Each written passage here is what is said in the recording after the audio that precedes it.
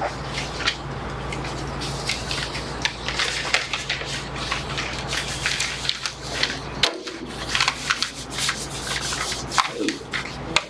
right back.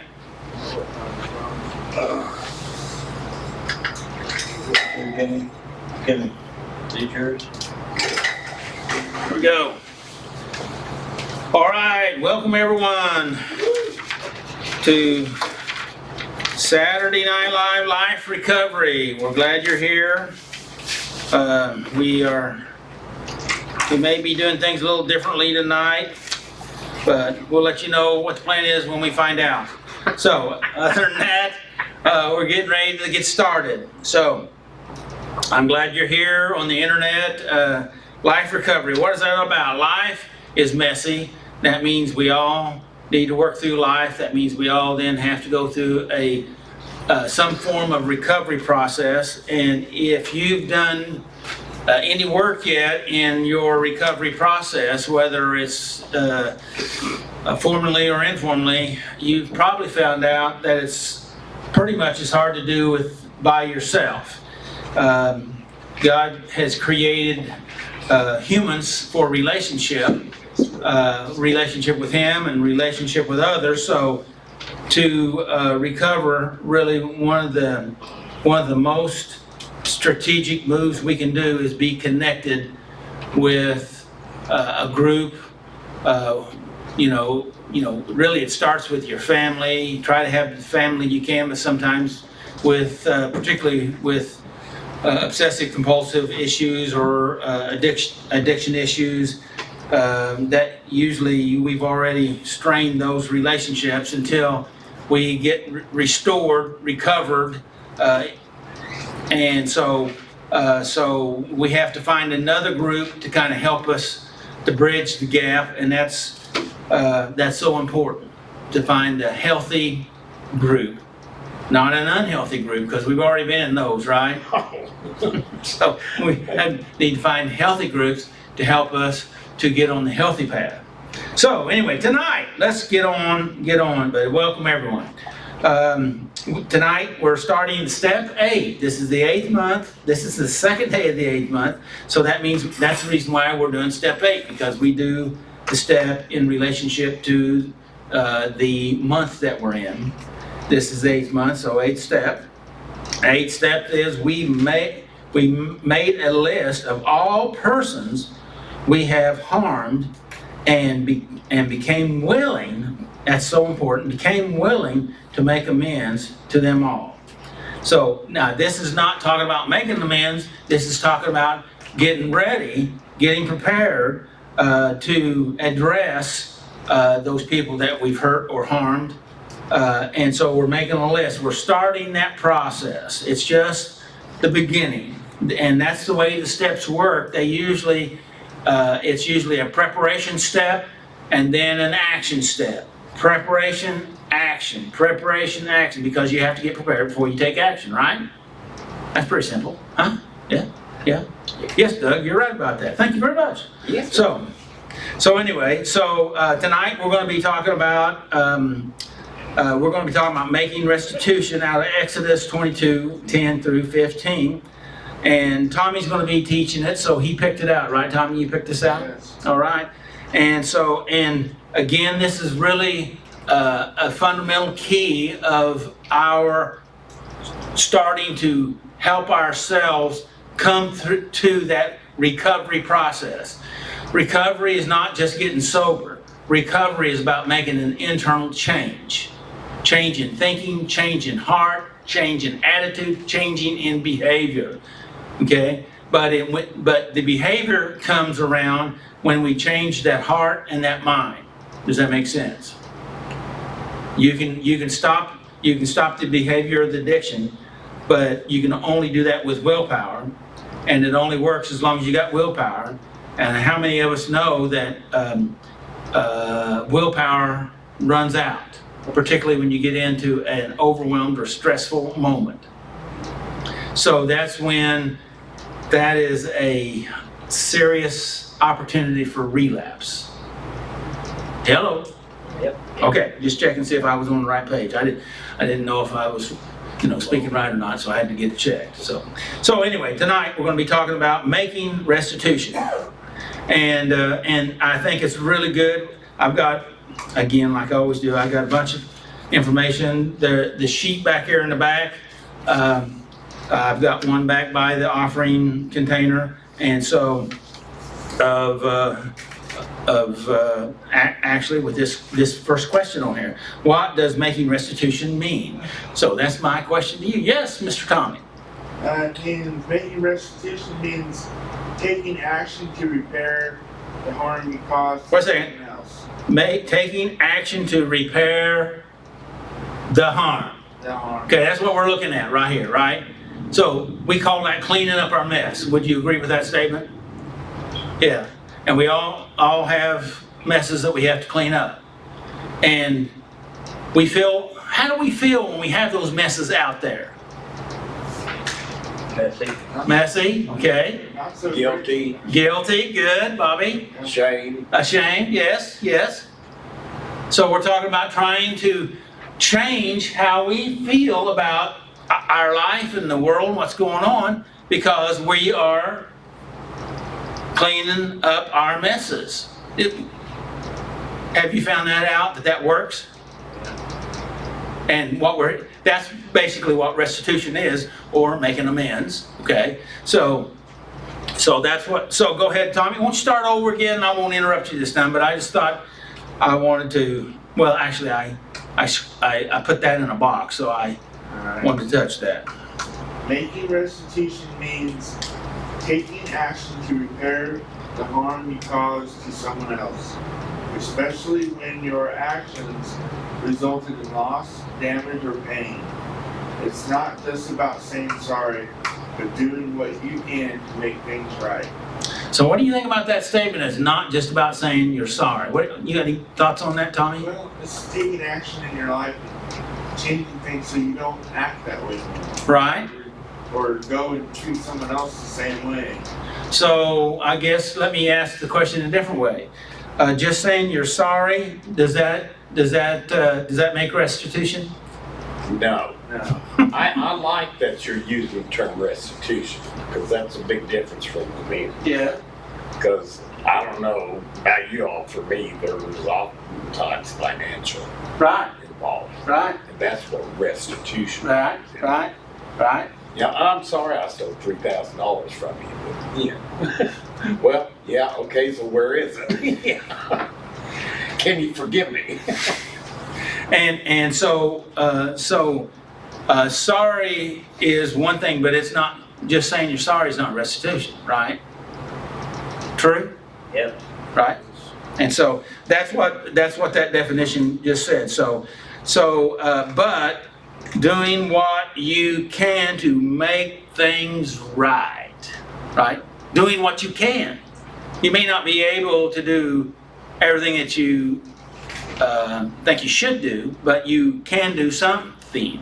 And the big thing of it here is not just about making the restitution, it's about changing you. It's a change in you. Does that make sense? And that takes time to show others. Yeah. And well, you got to change before they're able to see a difference, right? Yeah. And not just for a week. They've Yeah. seen that over. It's action plus time. That's the formula, right? Okay, so let's see.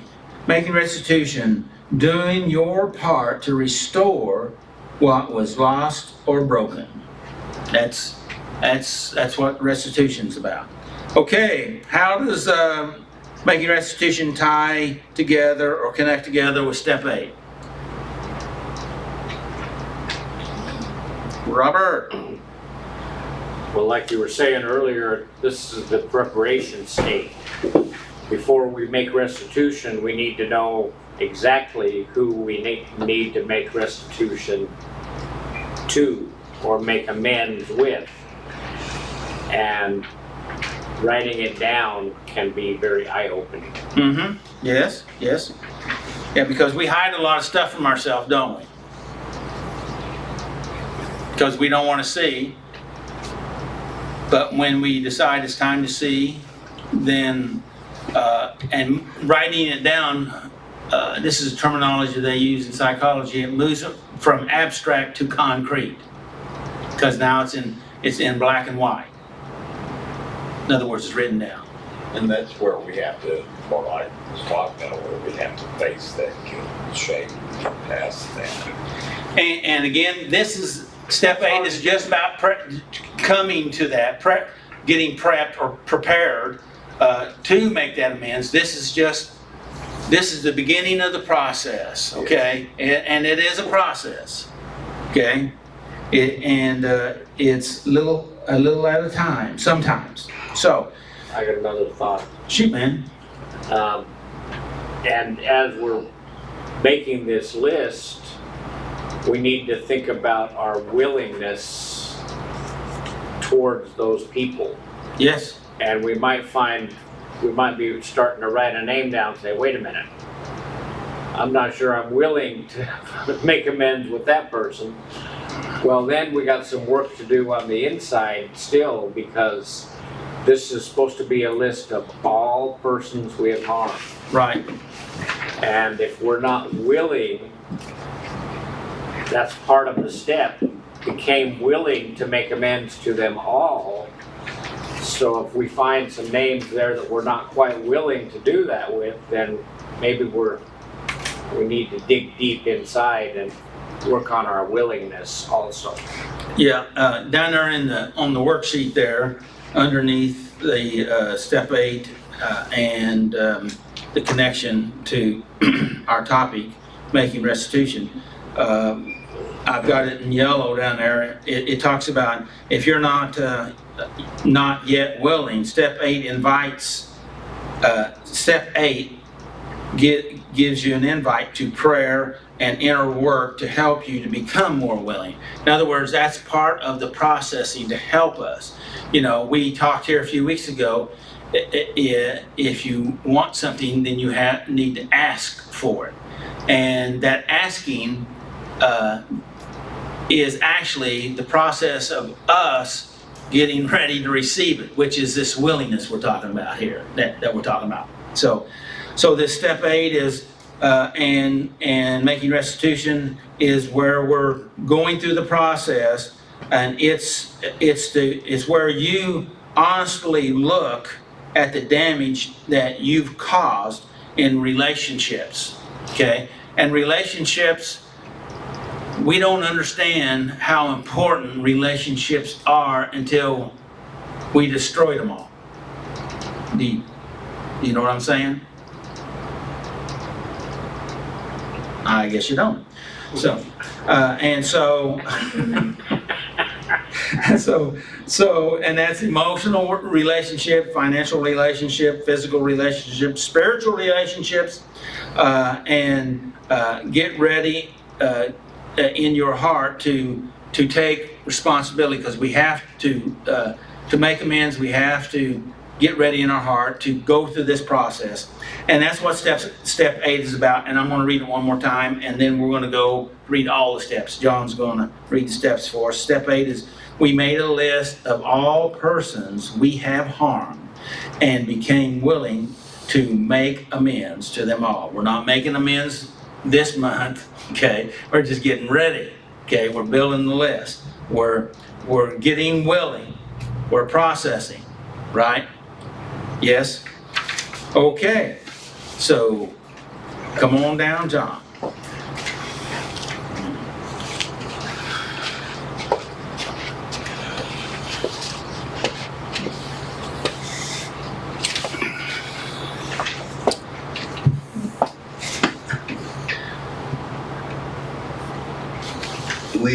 We admitted that we were powerless over our problems and that our lives had become unmanageable. Step 2, we came to believe that a power greater than ourselves could restore us to sanity. Step 3, we made a decision to turn our wills and our lives over to the care of God. Step 4, we made a searching and fearless moral inventory of ourselves. Step 5, we admitted to God, to ourselves, to another person, and to another human being that the exact nature of our wrongs. Step 6, we were entirely ready to have God remove these defects of character. Step 7, we humbly asked God to remove our shortcomings. Step 8 is where we're at tonight. We made a list of all persons we had harmed and became willing to make amends to them all. Step 9, we made direct amends to such people wherever possible, except when to do so would injure them or others. Step 10, we continued to take personal inventory, and when we were wrong, promptly admitted it. Step 11, we sought through prayer and meditation to improve our conscious contact with God, praying only for knowledge of His will for us and the power to carry it out. Step 12, having had a spiritual awakening as a result of all of these steps, we tried to carry this message to others and to practice these principles in all of our affairs. Back to step 8 where we're at tonight, we made a list of all persons we had harmed and became willing to make amends to them all. Does anybody need a bracelet? Yes. Okay, let's see. Do I have that? Willie has it. It's up there. It's up here somewhere? It's probably in a Oh, clear here folder. it is. Here at Saturday Night Live, we acknowledge clean time with colorful bracelets. This clean time isn't from just drugs and alcohol, but for whatever keeps us in bondage. Drugs, alcohol, anger, gambling, food addiction, lying, cheating, stealing, pornography, sex addiction, cutting, you fill in the blanks. We have white bracelets for today or less than 30 days. We have orange for up to 30 days. So 17 weeks. We have green for 60 days. We have maroon for 90 days. We have blue for 6 months. We have yellow And she wants a 90. for 9 months. Congratulations. Congratulations. Thank you very much. We have glow in the dark for a year. We have gray for 18 months. We have black for 2 or more years. We have silver for 5 or more years. We have gold for 10 or more years. And back to How many? white Which bracelets. one? 90 today. 90 days? We have white bracelets for just today, up to 30 days, less than 30 days. And we also have workbooks and a Life Recovery Bible as well, if anybody needs those. Thank you very much. Thank you, John.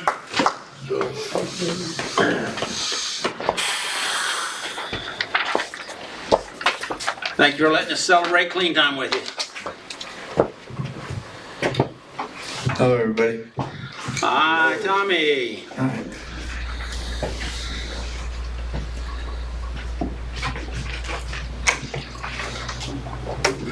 Step 8, making restitution. Bible reading, Exodus 22, 10 through 15.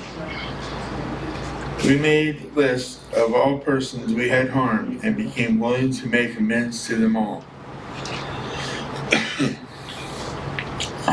Dysfunctional family systems tend to affect people in a number of different ways. Hold on.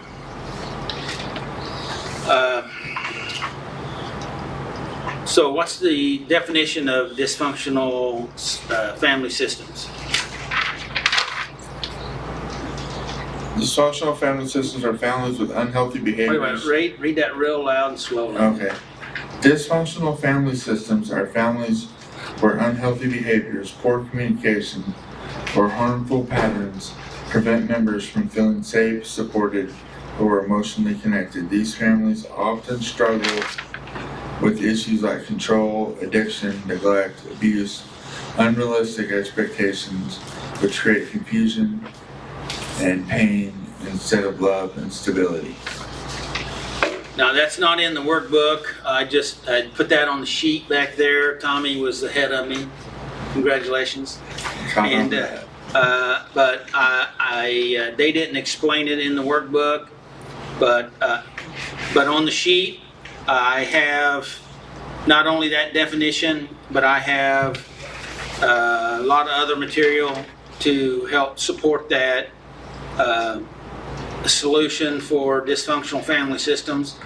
And it's talking about You know, I've got 7 different things on there. You can look at all that. We won't go into all that right now unless we got time to kill. We don't know. So anyway, there's a lot of stuff in today's lesson, like always, and we're going to go through it almost line by line and talk about it. And so I think it's a very important step that topic that we don't understand how critical, as I was touching on earlier, how critical of a bind that we put ourselves in. Does that make sense? And until we really do become willing to clean it up. And so hopefully you can help us clear up some of that murkiness. Alright, You can do that for us? I'll work on that, I'll try. Okay. All right, so what do you think about that definition? I like it. It really touched on a lot of the areas that made me wonder what happened when I was in my early teen years at home. It's just, we had a dysfunctional family. So what out of that definition jumped out at you the most? If you need to read it again, I don't think it would be bad for us to do that. Alright. Dysfunctional family systems are families where unhealthy behaviors, poor communication, or harmful patterns prevent members from feeling safe. The harmful patterns. From feeling safe. Well, that is a big deal. Feeling safe. Go ahead. That was the part that stuck out to me. Okay. The harmful patterns, you know, for family members feeling safe. See, it says prevents them from feeling safe. Yeah. That's big. Yes, supported or emotionally connected. These families often struggle with issues like control, addiction, neglect. What do they mean by control? You do what I say, or you don't do nothing else. You act and behave the way I tell you. Okay, that's being controlled. Yeah. But what about just, having control or being in control? That would have to do with feeling of safety, right? Yes. And feeling the need to try to control their environment by certain coping mechanisms. Like addiction. Like addiction, very good. Yeah. And obsessive compulsive behaviors. Yes. Acting out, right? Yeah. Stealing. That, yes. All kinds All of kinds things. of stuff. Okay. Neglect, Abuse. abuse, Unrealistic expectations. unrealistic expectations. What does that mean? Like, I don't know, telling somebody they need to do something a certain way, knowing that they're not capable of doing that, and then, Okay. treating them poorly for that. Go ahead. Finish reading it? Yeah. Which create confusion and pain instead of love and stability. Love and stability. So let's back up to the first of that. Just one thing I wanted to point out. It says dysfunctional family system. It's a system, okay? What does that mean, a system? Everybody plays their part in it. Okay, there's moving parts. It's like a machine, kind of like, right? And there's this pattern. I'm going to change the word here. This pattern seems to play out in other families of dysfunction. So there's similarities there, and so therefore they're able to call it a system. In other words, it's something that almost, I want to say automatically sets itself up in that dysfunctional family. Any thoughts? Willie, got any thoughts on that? No.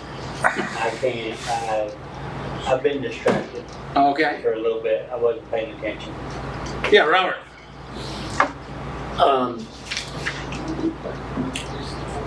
I'm not sure I know any non-dysfunctional families. You got a point there. It's all in a matter of degrees, isn't it? Yeah, and I mean, I think all of us have some form of dysfunction within our family, whether it's our parents pushing us to do well in school. You know, I mean, so, like in my family, it was a bad deal if you got a B. You know, I mean, you could expect to have a talking to and maybe have the parents sit down with you and help you do some homework to make sure that you are getting the point.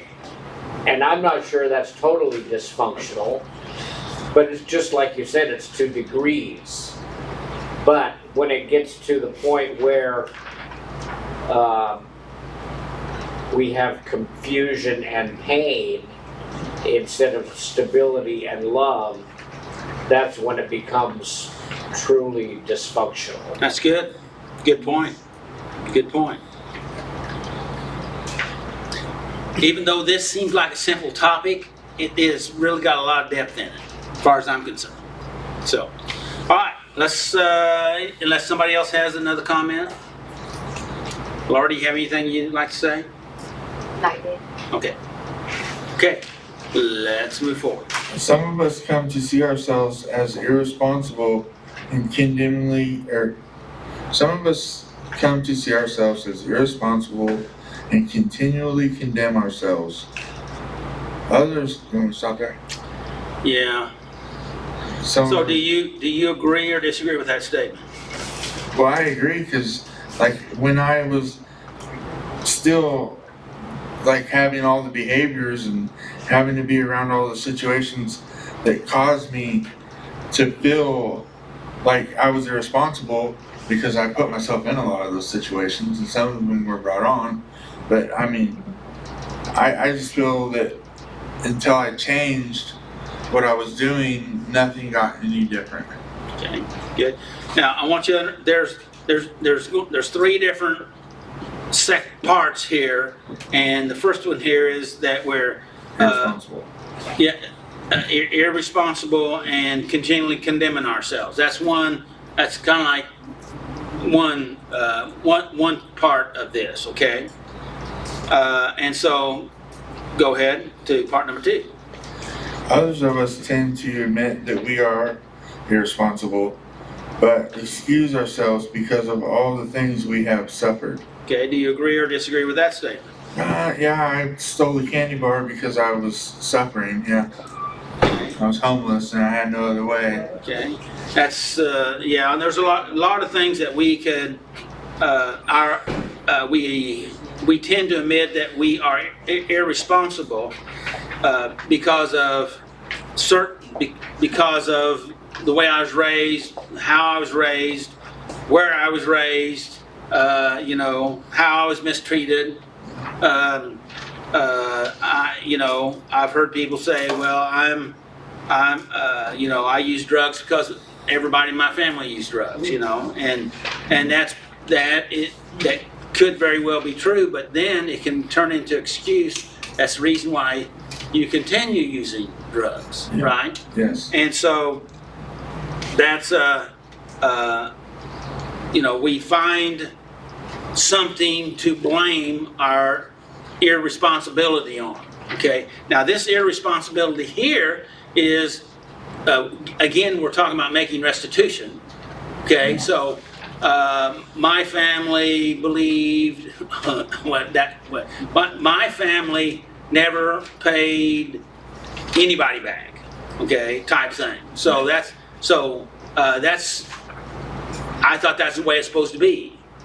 You know, you make promises, but you don't keep them, right? Or you know, or you take advantage of people because you know that's the way I was raised. Yeah. I've heard people say things very similar to that, right? Yeah, I've heard things like, don't steal from us, go steal from them. This is something I heard growing up. I was going to repeat something that my neighbor told me here sometime back, but I think I better just keep it to myself. Yeah. So anyway, all right, let's go on to the third Still others. category. Okay, still others of us may not even notice our irresponsible behaviors. But we have recurrent problems with other people because we fail to respect their property. Okay, let's read that again, please. Okay, where do I start here? Just, Still, is that right there? yeah, still others.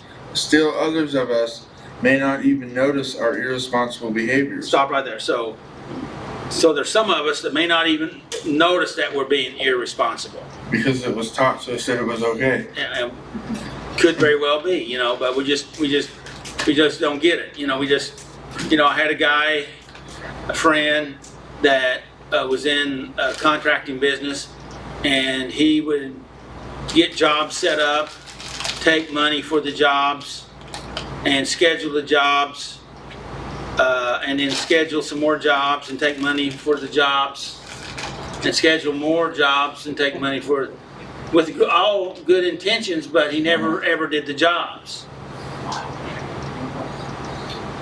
And then he had to move away.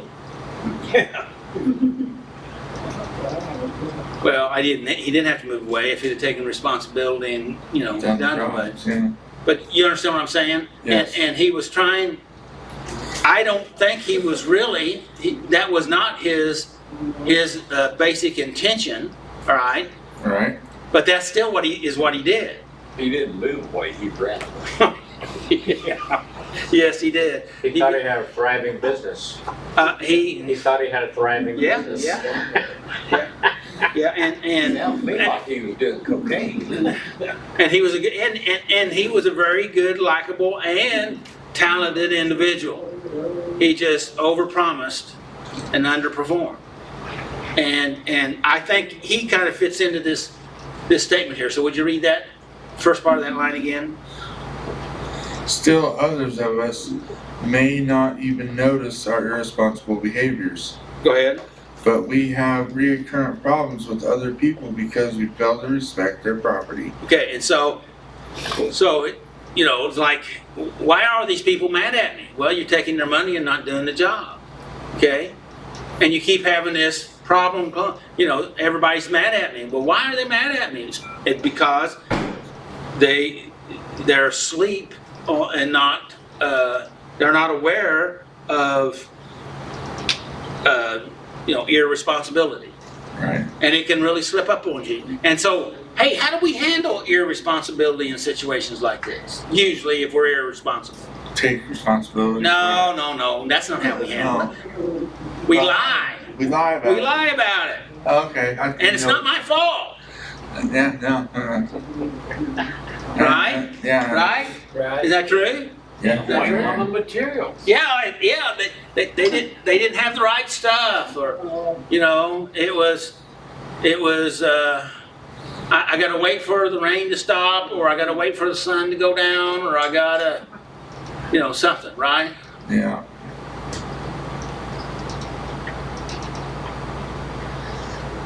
I used to know a guy, and I do still know him. In fact, he was at church last week. He did a roofing job in the middle of the summer, but he did it at night with lights. Smart. It was dark. I mean, he did it after it was dark. To avoid the heat. Do what? To avoid the heat. Right, to avoid heat. Because you're up there on a roof, and if it's a 90-degree day, it's 110 or 120 up there. 20 If degrees hotter on the roof. how much? 20 degrees hotter. 20 degrees, okay. And so anyway, I saw him up there, and I thought, what are you doing up there in the middle of the night? Because you know, it's that I mean, roofing sometimes can be dangerous, and roofing at night is even more dangerous. But he made a commitment, and he was going to get it done. So anyway, I just thought that up. He was being responsible. He was being responsible. Okay, anybody, any other thoughts on these things? I guess it's time for scripture.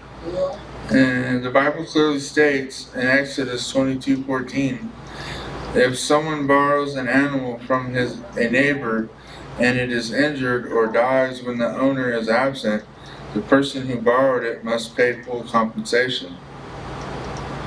So, any thoughts about that? Well, I was thinking,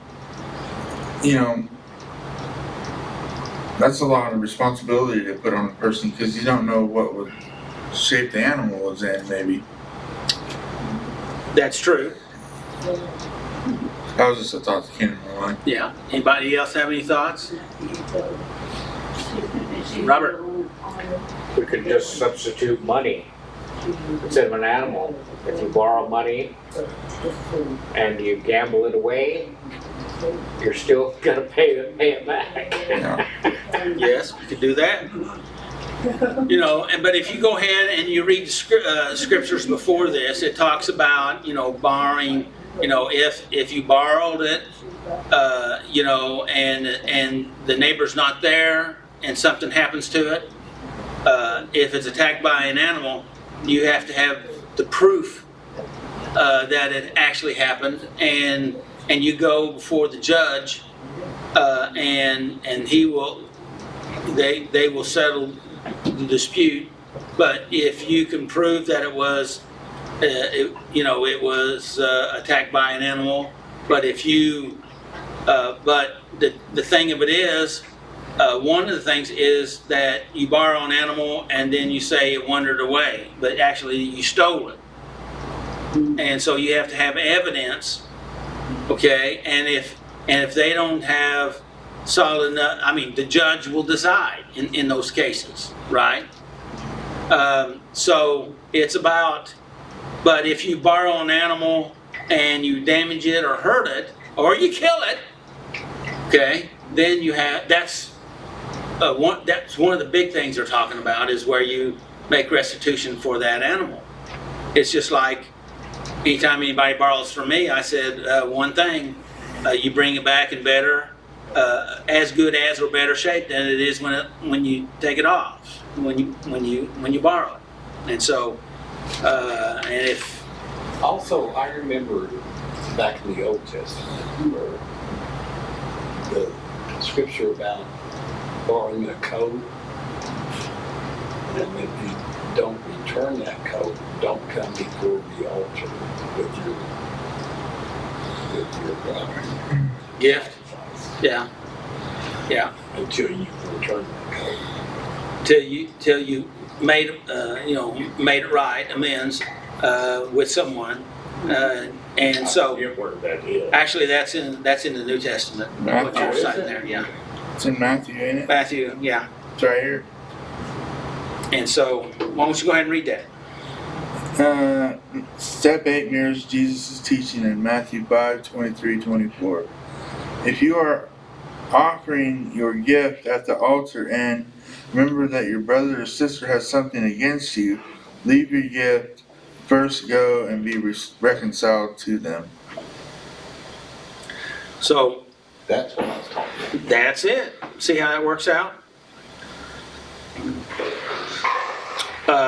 Okay, now we're ready for Psalms. Alright. Psalms 37:21 says, David once wrote, "The wicked borrow and never repay, but the godly are generous givers." Okay, so you got any thoughts about that scripture? I used to be the type of person that only looked out for myself, and it got very lonely because I was always looking for what I could take, and I never really thought I had anything to offer. But I always just looked for what I could take. So, what do you think? Why do you think that you were that way? Because I had addictions, Okay. and I was suffering from, And so trauma. you thought you deserved it more than the person you was taking it from? Yes. Okay.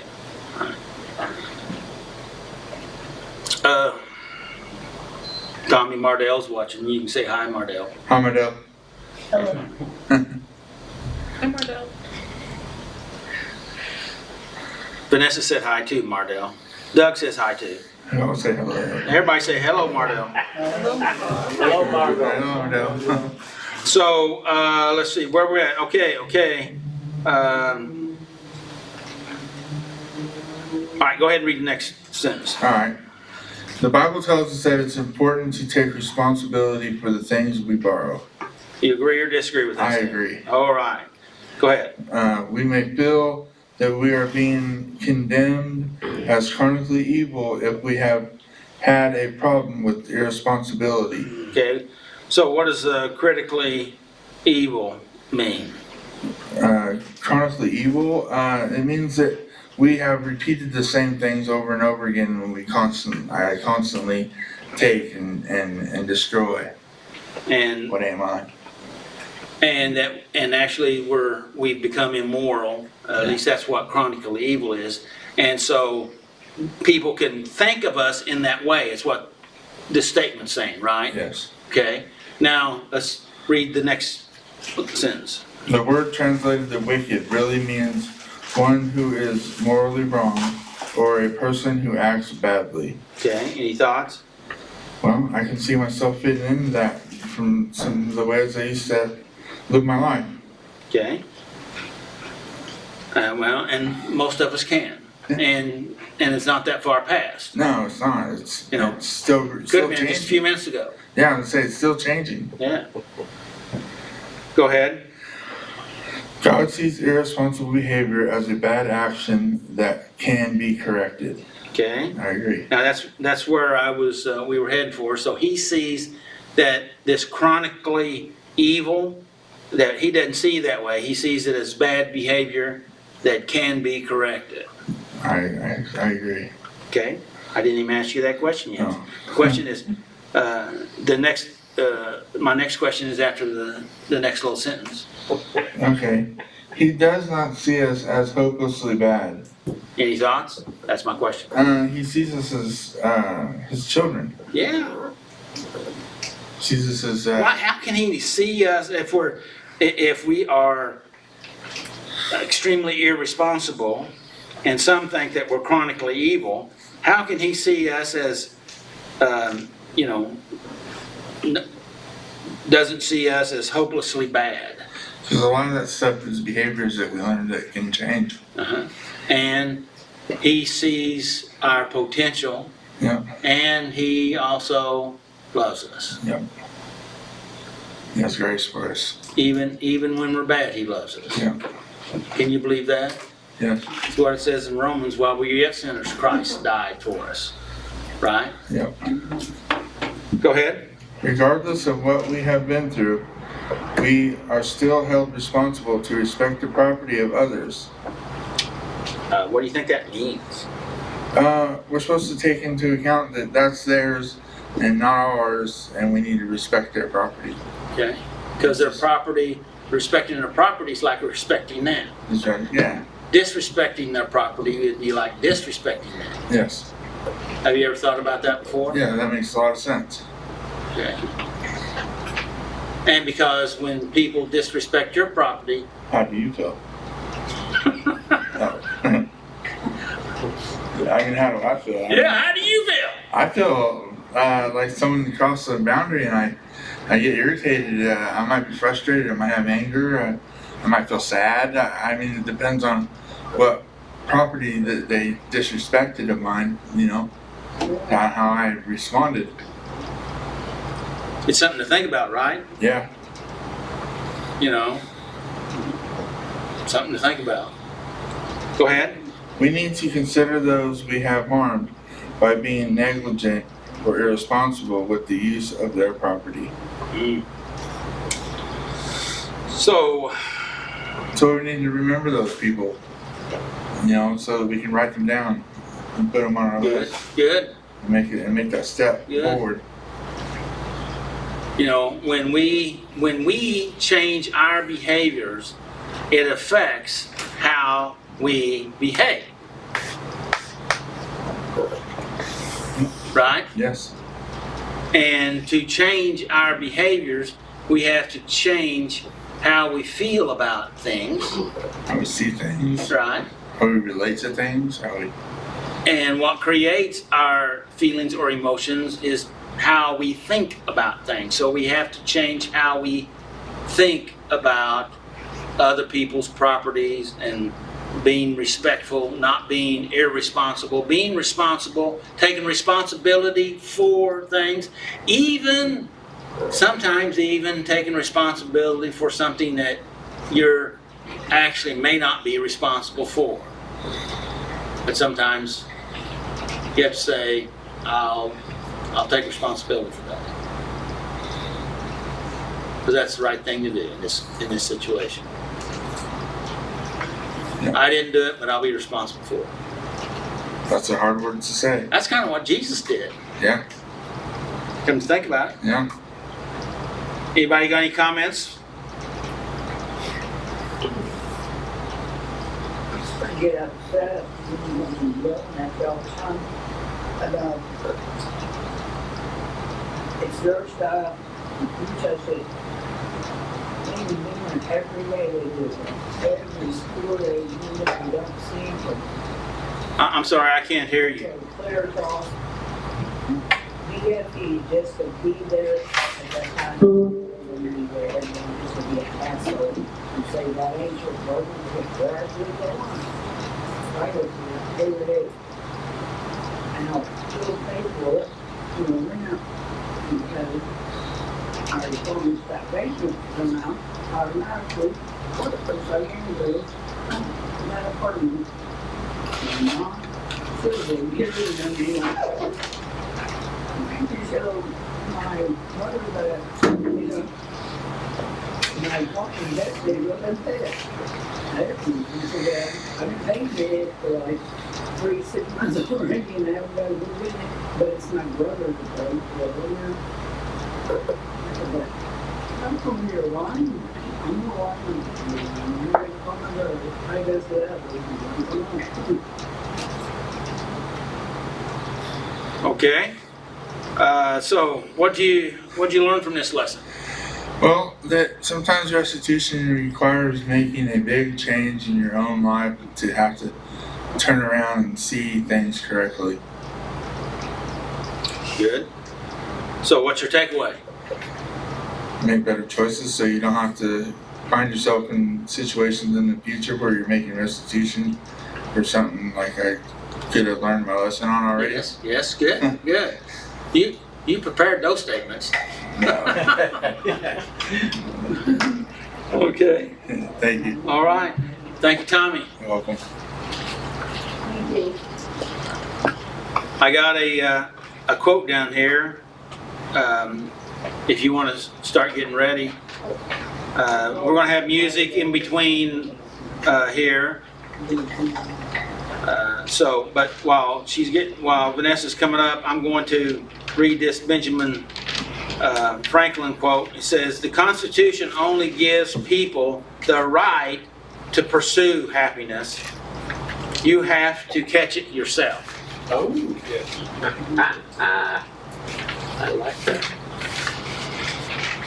Catch it yourself. You have to catch it yourself.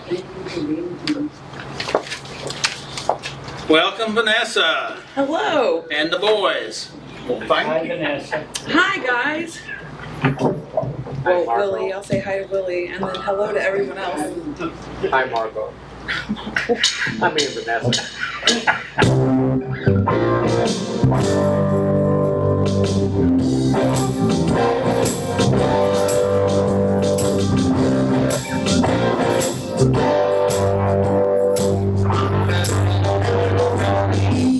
Whole lot of money. I don't need a big fine car. I got everything that a woman could want. Well, I got more than I could ask for. I don't have to run around. I don't have to stay out all night. I got a sweet, sweet love and Savior, and He knows how to treat me right. Now my Jesus, He's alright. And my Savior, He's alright. That He is sometimes wonderful.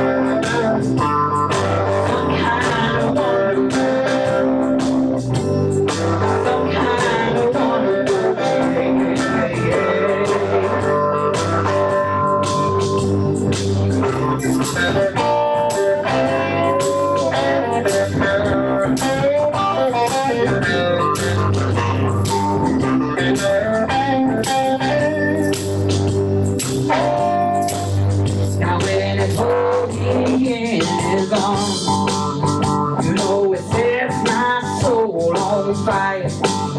Oh, when the Spirit lives in me, my whole heart becomes filled with desire. When He wraps His loving arms around me, that'll wrap me out of my mind. And when the Spirit lives in me, chills run up and down my spine. My Jesus, He goes right. And He said, "Go with me now." And He is some kind of wonder, some kind of wonder, some kind of wonder.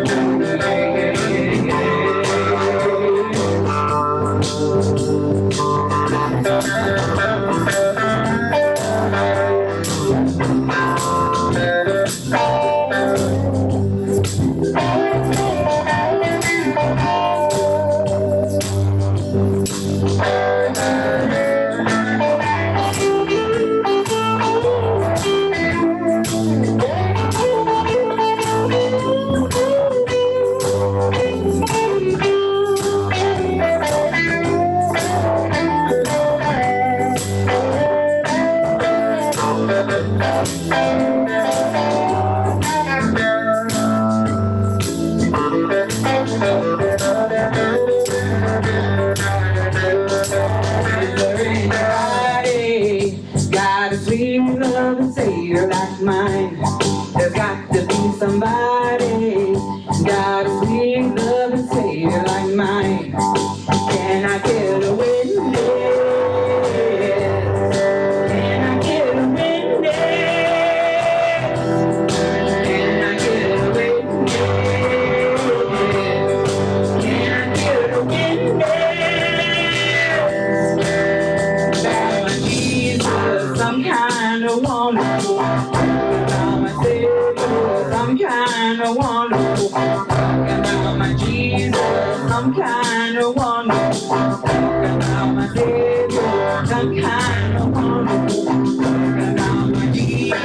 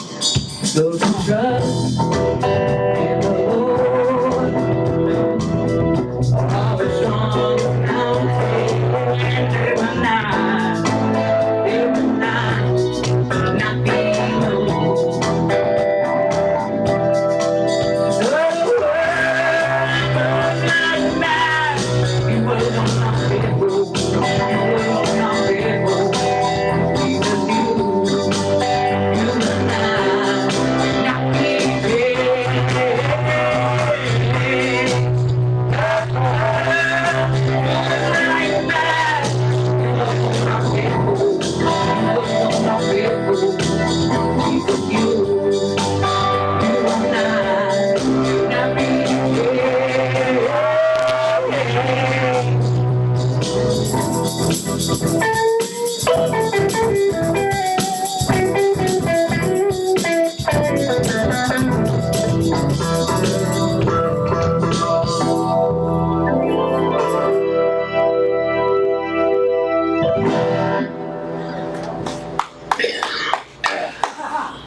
you.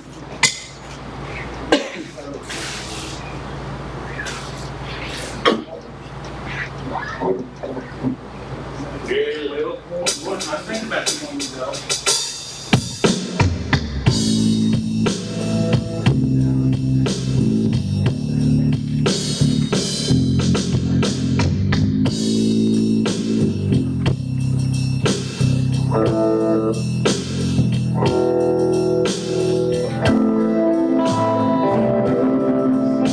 How sweet the sound that sings your wretch like me.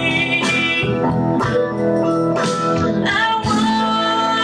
once was lost, but now I'm found.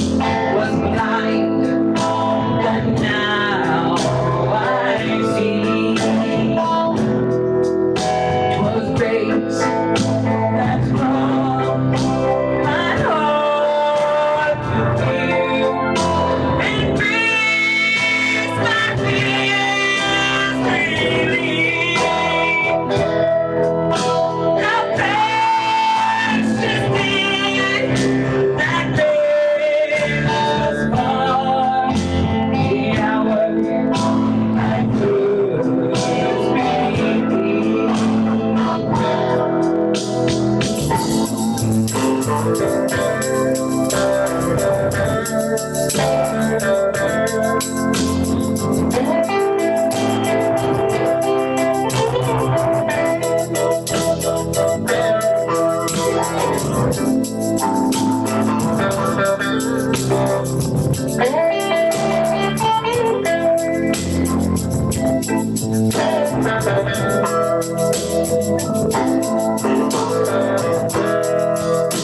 When we lived 10,000 years, that shining as the sun,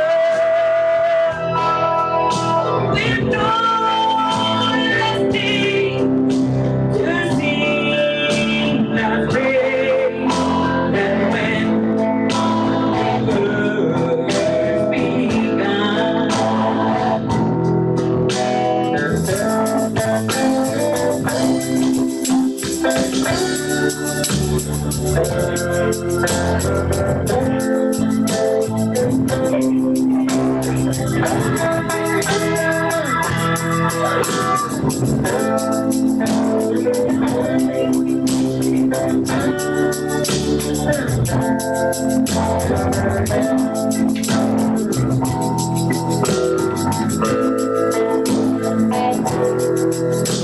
Praise God, praise God, praise God, praise God,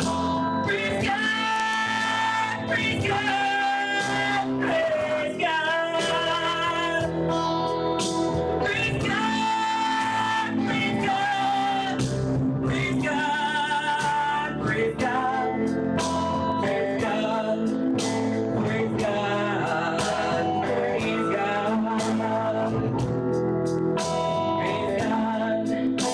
praise God, praise God.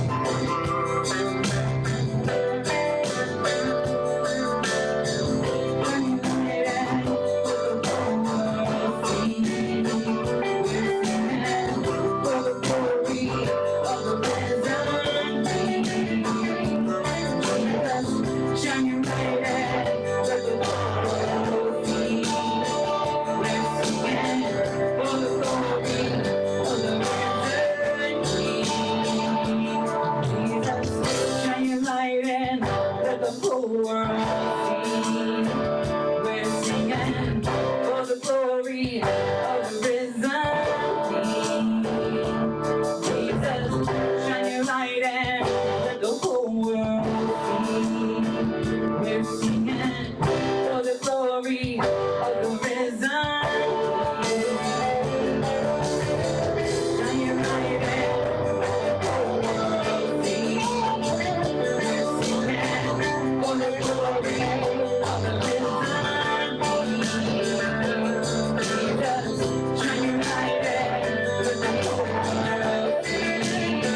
We're singing for the glory of the risen King. Savior, He can move a mountain. My God is mighty to save. He is mighty to save.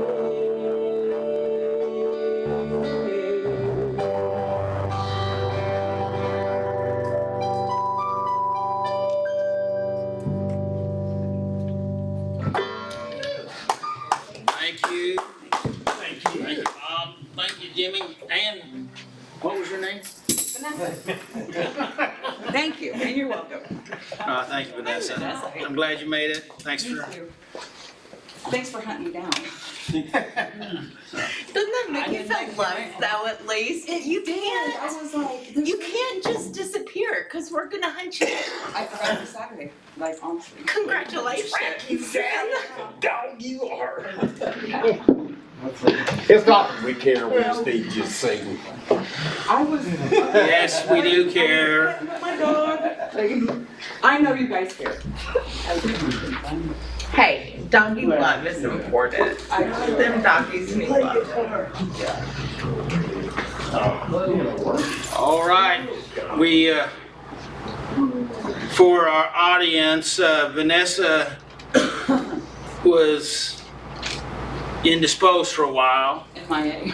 He was MIA. I wasn't. and we were worried about her. That's what we're talking about because we couldn't get a hold of her. And so anyway, Thank you. so we let the band come in late, and now we're going to finish up with the best part. That's Lori. Hello.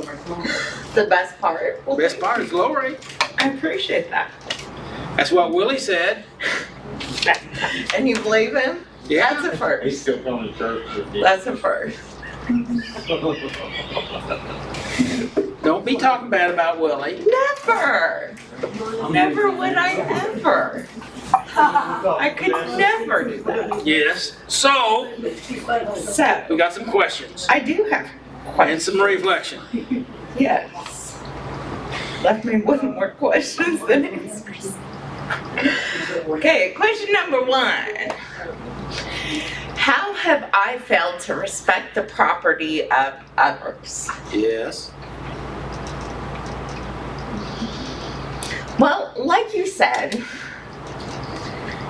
I was raised that if you borrow something or use something or go somewhere, I was raised that you leave it better than you found it. We'll let Mike up to you. There you go. Still getting used to my There you phones. I was raised that you leave something or you return it better than when you got there or you took it. And that's how I was raised. And so that just became me. I've always been a very OCD person as far as like my house cleaning tendencies go.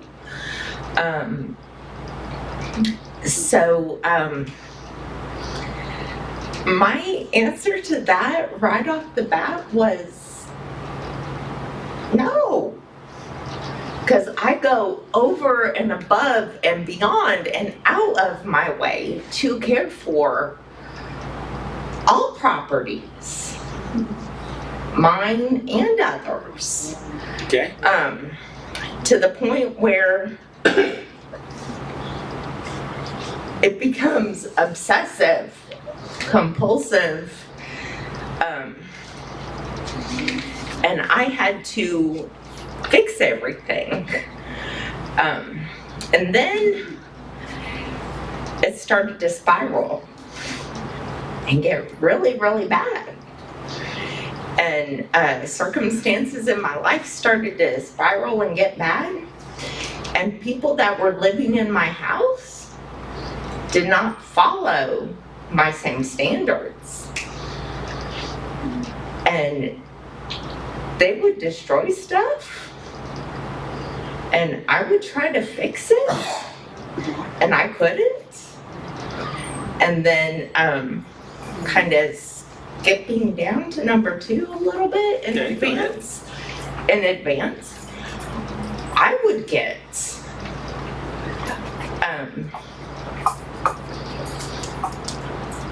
harmed, I guess,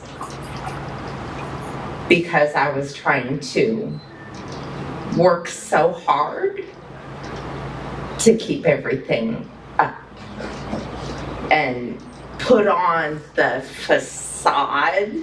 Does that make sense? That everything was good. Because in my head, if everything looked neat and pretty and perfect on the outside, everything was neat, pretty, and perfect on the inside. Even though it wasn't, I had to at least make it look like it was.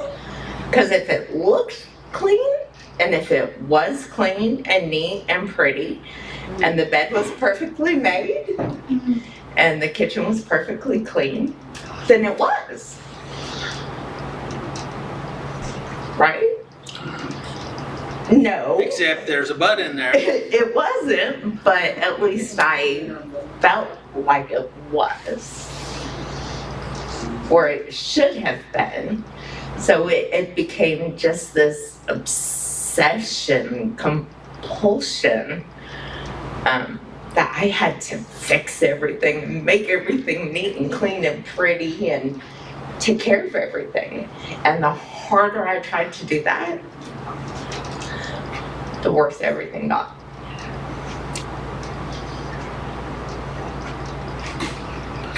Well, this, what you're talking about here is not really, it's kind of on the other end of the spectrum of, Yes. of making restitution. Yes. But you Because- point out how going to that extreme, that obsessive compulsive behavior Mhm. can also be a trying to be so responsible Yeah. that you were actually not being responsible of certain things. Yes, because I didn't do any of that kicking holes in the wall or stuff. Other people did that. I tried to fix it. Right. I didn't dare do that because that was wrong. If I did that, oh, the shame and horror. I could never do that. But other people did that, and I'd have to try to fix it because I think we talked about that the last time I was up here. I had to take responsibility and take care of everybody else. It was on me to fix. Even though I didn't do it, I had to fix it for everybody else. And you know, that was a good thing to do. Mhm. But let's just go ahead and play it out. But the rest of the story is to continue to allow that to happen. It got ugly on the But inside. to continue to allow that to happen is a different area of irresponsibility. Absolutely. And so, and that's a little more complex than where we're at right now. Yeah. But I appreciate you bringing that up. And how's this tied together with question number 2? Help me out on that one, Doug. How's it tied in? Well, you haven't read it yet. Oh, question number 2. Okay. this one, Oh, by the way, I didn't put the worksheet on it. I just have a worksheet on it. I didn't put it out for everybody. You got it. 'Cause I got it. Okay. Thank you for that. I appreciate it. It was very helpful. Yeah. Have I been so harmed or condemned by others that I have avoided responsibility for myself? Yeah. Yes, yes, yes. Yes, yes, yes, yes, yeah. Yes. Do I need to input? That's as clear as mud. Okay, and can I read what you Sure. said? You can do whatever you want. You're the boss. This refers to wounds, yes, because physical wounds. I've been. Whew, this is a doozy. Domestic violence survivor. Plenty of physical wounds, which led to mental and emotional wounds. Mistreatment, yes. Abuse, yes. Rejection, yes. Harsh judgment from other people, yes. Because one of the things I'd get beaten for is because the house was too clean. Because it felt like living in a museum or a hotel room. And those are direct quotes, and so I would get physically wounded for that. Let's see. Okay. Yeah.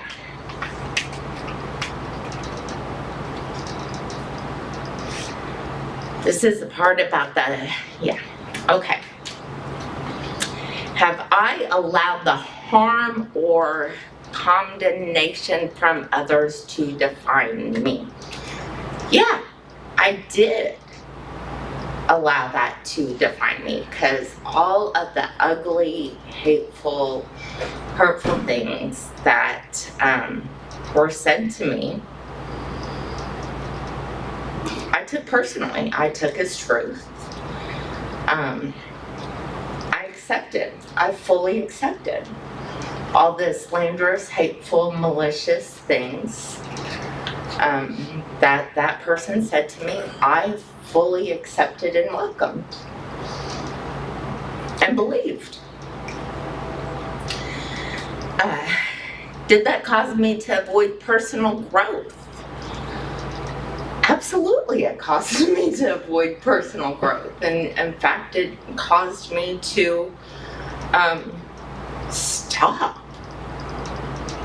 growing in all areas of everything. I was nothing. I just survived. Well, you withdrew. Yes. Putting words in your mouth. And Please do. you withdrew. You Yes. went into a shell Yes. as a coping mechanism for Yes. survival. Yes, the first year that I lived here in Joplin, I lived here in Joplin for a full year. And I wasn't even allowed to leave my house. I didn't even leave my house for a full year, almost. Especially by myself. You said you weren't allowed to. Somebody was restricting you? Yes. Okay. Yes. Yes.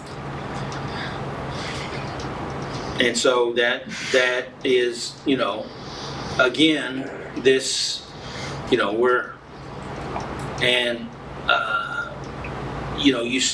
the question is, do you,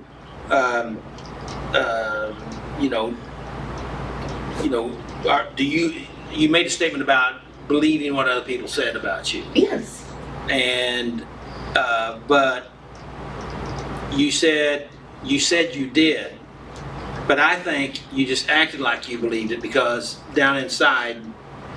At that time, I did believe it. Okay. At that time, I did believe. So do you now? No, Okay, good. no, not now. Congratulations. Thank you. Well, thank God. Amen. It's because of God. Because God changed all of that. I surrendered to God ultimately. It was God that changed me and changed my circumstances. I had to put action to it, but ultimately it was God. And so, this may be a tough question.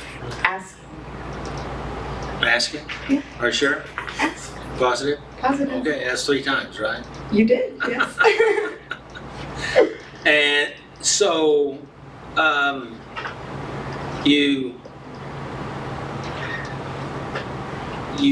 you were in this place and you've made some changes, but the question is,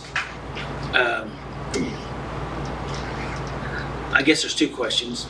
Were you aware that God was there all along? And I guess really maybe I should ask the first question, was God there all along? God was there, absolutely, without a doubt. God was there. Had God not been there, I would not be alive. There's no doubt in my mind, if God was not there protecting me, I would have been killed, most likely. This is I mean- could be private information No, for ask, you, but ask. well, you don't know the question yet. So, I mean, I'm giving you, you can opt out of answering. But, in extreme cases like that, extreme trauma, oftentimes God gives an individual that's going through the trauma something to help them in the situation. Did he do that for you? And if so, do you know what it is?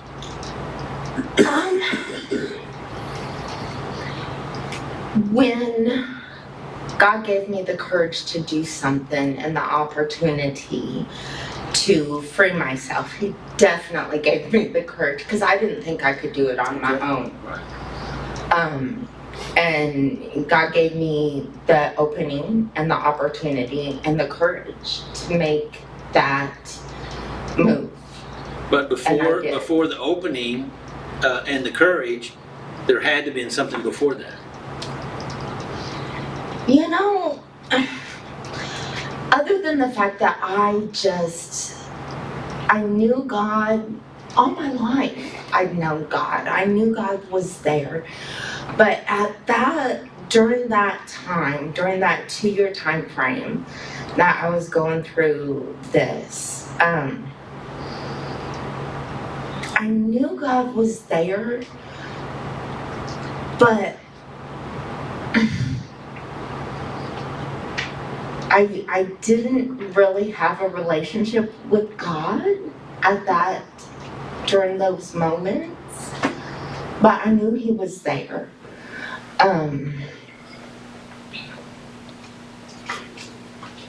But He didn't leave me.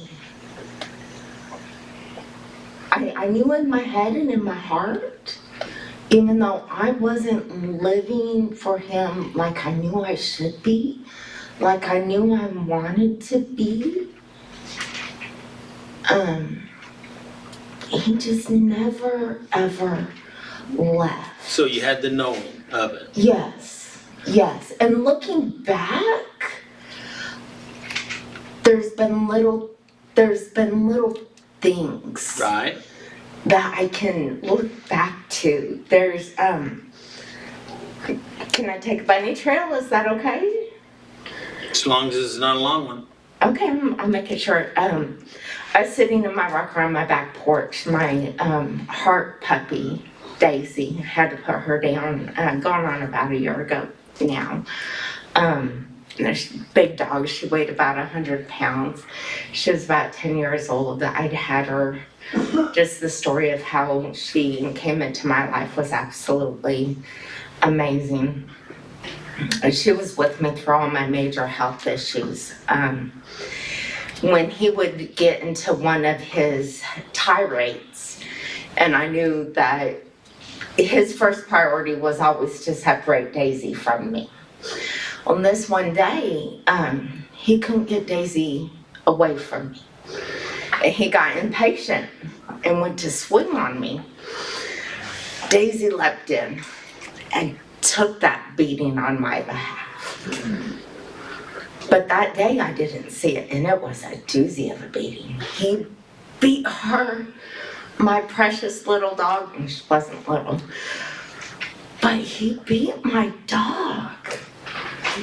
But it wasn't until later, when I was preparing to have to put her down, that God said to me, that dog loved you so much. She willingly took that beating for you.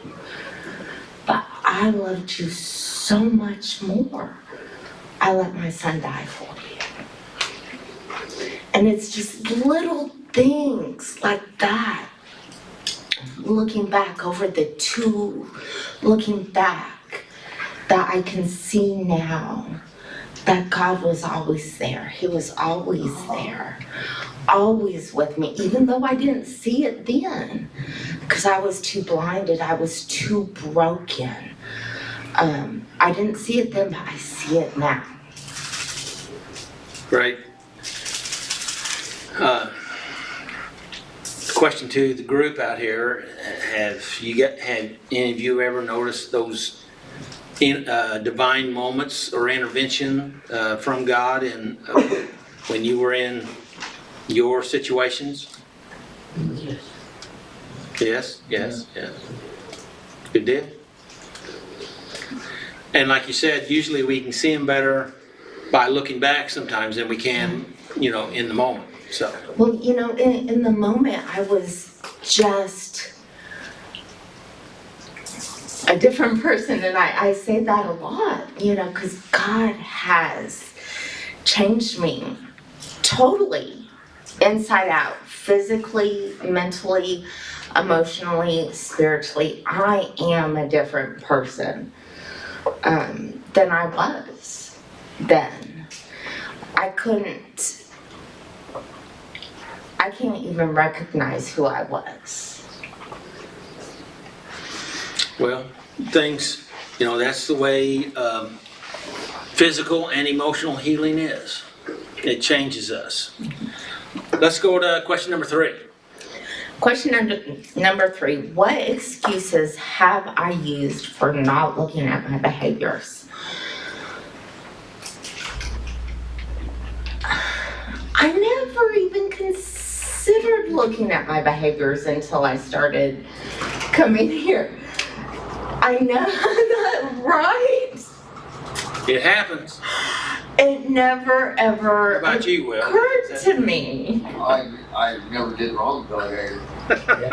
Thank you. Yeah. Thank you. Now you know. Thank you. I went to church. I loved God. I served my family faithfully. I served everyone faithfully. I did the very best I always could. I hate using this word. I really do. I was a victim. Was. No longer am I. But I was.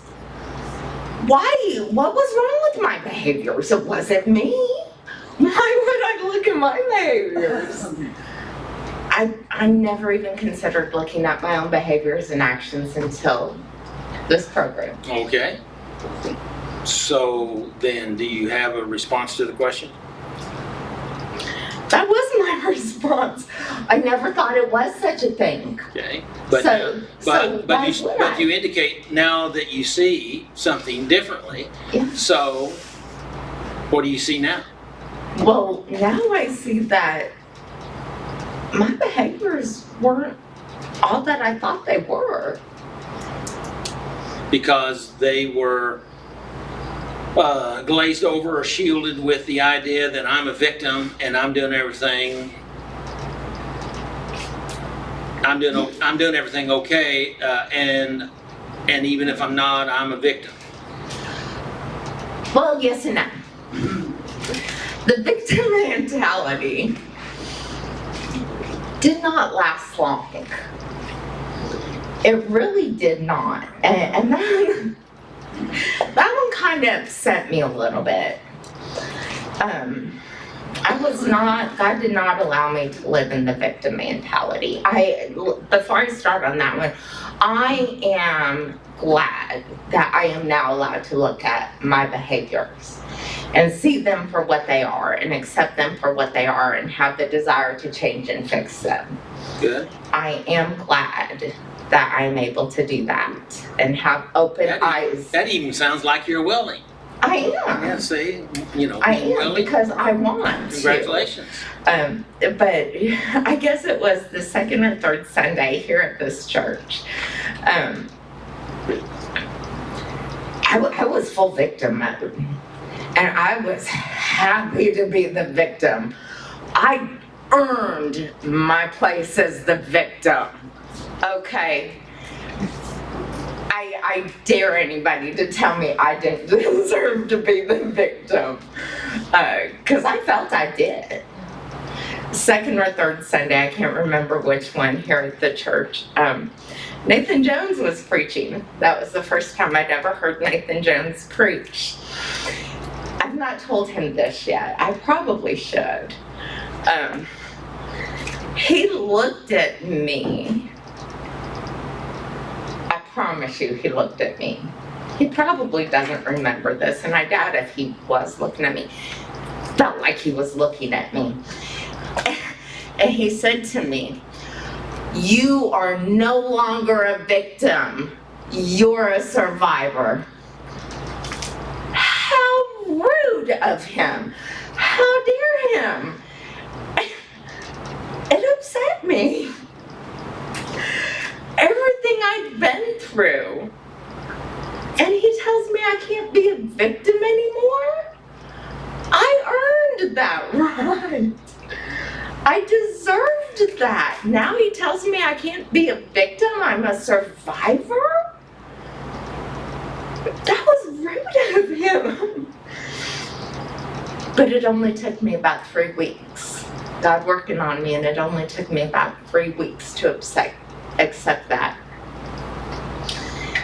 And I took it to heart, and those words echoed and echoed and echoed in my head. And every time I started to struggle with the process of everything I had to deal with, I kept hearing, "You are no longer a victim, you are a survivor. You are a survivor, you're a survivor." And then pretty soon I changed it to, "I'm a thriving survivor. I'm a glorious survivor." Good. And it was those words. Had I allowed myself to stay stuck in that victim mentality, I might still be stuck in the poor me victim. But God saw to it to use those words and that man to pull me out of that, because God knows my tendency to get stuck and stay there. And I would have just soaked in the victimness and stayed there, because it would have been easy. It would have been so easy. So I don't like the word victim. And I don't like the word victim. I'm a survivor. Awesome. So, what did you learn from this lesson? Again, I've still got a lot of work, and I'm excited to face it head on, to keep finding the little areas, the defects, the small ones and the big ones, because I think they're small, but it turns out they're big, and to just keep uncovering them and digging down into them fixing them and turning that negative defect around to a positive, you know, and to just keep growing and getting better. Because as I grow and mature and learn and heal, hopefully I can be a light and help someone else who's maybe gone through something like I've been through. Anybody else? What did you learn from this lesson? Anybody have anything they'd like to say on that? Okay, Lori, what's your takeaway?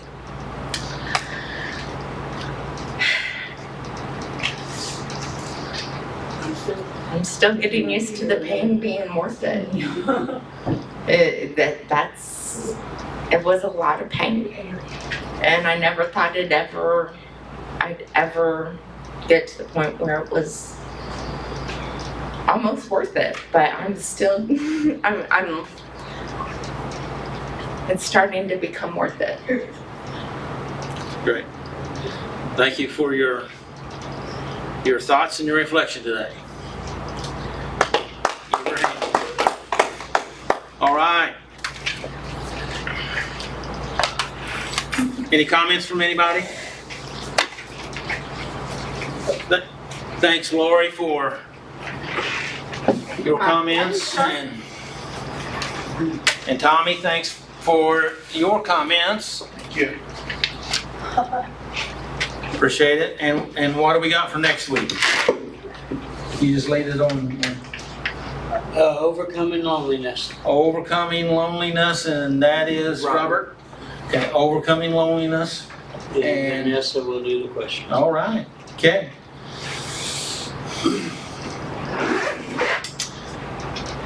Thanks, everybody. May the Lord bless you and keep you. May His face shine upon you and give you His peace. And we'll see you next week.